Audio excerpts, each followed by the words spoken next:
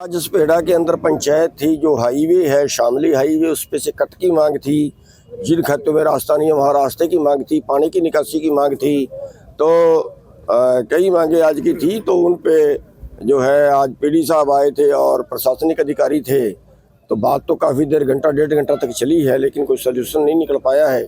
उनका कहना है कि ये मांगे हमारे लेवल की नहीं है, ऊपर के लेवल की हैं। हम इनको ऊपर लिख के भेजेंगे, ऊपर बात करेंगे और इस महीने के अंत तक जो है वो ऊपर से क्या रिप्लाई आता है, ऊपर से क्या रिपोर्ट आती है, वो हमें बता देंगे।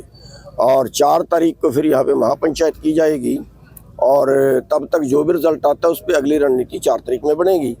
और तब तक जो है वो काम बंद रहेगा और उसके साथ साथ जो बाकी जगह पे काम लगा हुआ है तो उनमें भी यहाँ की कमेटी उन गाँवों में जाएगी, कोशिश करेंगे वहाँ का काम भी बंद करवाएं। अधिकारी को जो है मौका मुआयना दिखाया गया था, उस पर काफी जो है जी मौके पे कुछ अधिकारियों को मिले गए थे कि यहाँ पे रास्ता है वो 11 फुट चौड़ाई है उसकी, और उसकी जो निकासी दी है वो केवल 9 फुट चौड़ा रास्ता बनाया गया है और उसकी ऊंचाई भी बिल्कुल है ही नहीं, और बल्कि उसको 2 फुट जमीन में नीचे गहरा कर दिया गया है।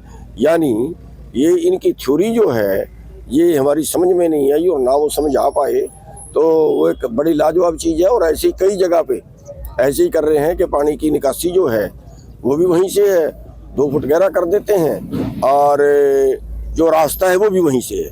यानी 2 पुलियाँ बनाने की बजाय 1 पुली ही में ही काम चलाती है। गडकरी को भी चिट्ठी लिखी जाएगी? हाँ, गडकरी जी को चिट्ठी लिखी है, हमने मीटिंग का टाइम मांगा है और अपनी मांगे भी उनके पास लिख के भेजी हैं और हमने मीटिंग का टाइम मांगा है, क्योंकि ये पूरे देश का मामला है।